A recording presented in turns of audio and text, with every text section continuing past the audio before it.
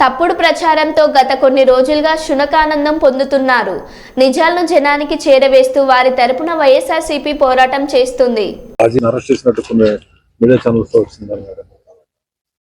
ఇవన్నీ శునకానందం అండి.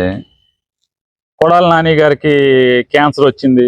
కొడాల నాని గారు వాళ్ళ అమ్మగారు నా మధ్య ఎప్పుడు 2 ఏళ్ల క్రితం ఆవిడకి క్యాన్సర్ వస్తే ఆ వైద్యం ఆవిడ క్యాన్సర్ని జయించి ఆవిడ చెకప్ కోసం కొడాల నాని గారు ఎంపటి పెట్టుకెళ్తే కొడాల నాని క్యాన్సర్ వచ్చిందని చెప్పిన శునకానందం పొందటం వార్తలేసి.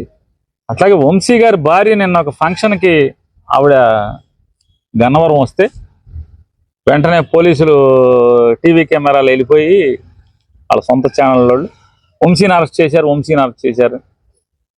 ఇటువంటి ఈ శునకానందం పొందేటువంటి పరిస్థితుల్లో తెలుగుదేశం పార్టీ అనుభవిస్తుంది. ఈ శునకానందం ఎన్నాళ్ళు అనుభవిస్తారో అనుభవించండి.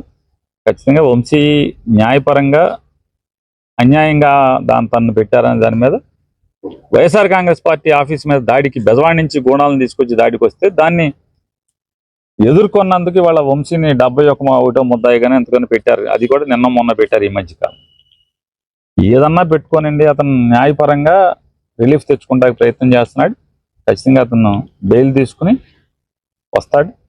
మీరన్నీ వంశీ దొరికాడు, లేకపోతే నాని క్యాన్సర్, పేరు నాని గారికి ఇంకేదో జరిగిందో, లేకపోతే కళ్యాణికి ఇంకోటి జరిగిందో, ఇట్లా రకరకాల పుకార్లతో శునకానందం పొందాల్సింది తప్పితే మేము ధైర్యంగా వైఎస్ఆర్ కాంగ్రెస్ పార్టీ జెండా మోసి మీ మీద మీరు ప్రజల్ని మోసం చేసిన ప్రతిదాన్ని ప్రజలకి చేరవేసి ద్వారా ప్రజా పోరాటం చేయడానికి సిద్ధంగానే ఉన్నాం.